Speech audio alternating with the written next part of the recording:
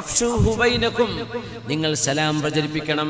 ഫഇന്നർ റജുലൽ മുസ്ലിമ, മുസ്ലിമായ ഒരാൾ ഇദാ മർറ ബിഖൗമിൻ, ഒരാൾ കൂട്ടത്തിന്റെ ഇടയിലൂടെ നടന്നു പോകുമ്പോൾ ഫസല്ലമ അലൈഹിം, അവരോട് അസ്സലാമു അലൈക്കും എന്ന് പറഞ്ഞാൽ ഫറദ്ദു അലൈഹി, അവർ സലാം മടക്കുകയും ചെയ്താൽ കാന ലഹു അലൈഹിം ഫദ്ലു ദറജ, ഒരു സ്ഥാനം ചൊല്ലിയ ആൾക്ക് കൂടുതലാണ് സലാം മടക്കിയവരെക്കാൾ.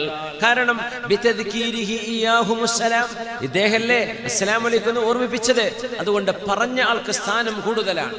അസ്സലാമു മിൻ അസ്മാഇല്ലാഹ്, അസ്സലാം എന്ന് പറയുന്നത് അല്ലാഹുവിന്റെ പേരാണ്.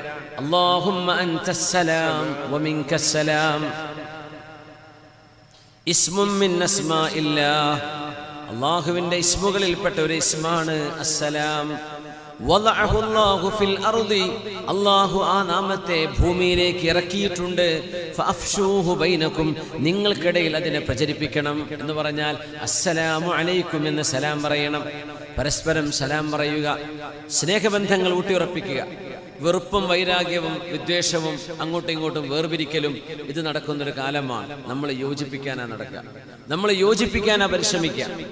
നമ്മൾ ശ്രമിക്കേണ്ടത് യോജിപ്പിക്കാനാണ്.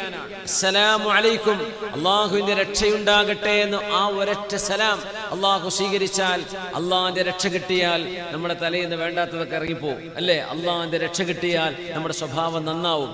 അള്ളാഹിന്റെ രക്ഷ കിട്ടിയാൽ നമ്മുടെ ദുന്യാവും ആഖിറവും രക്ഷപ്പെടും. അസ്സലാമു അലൈക്കും എന്ന വാക്കിന്റെ മഹത്വം എത്രയാണ്!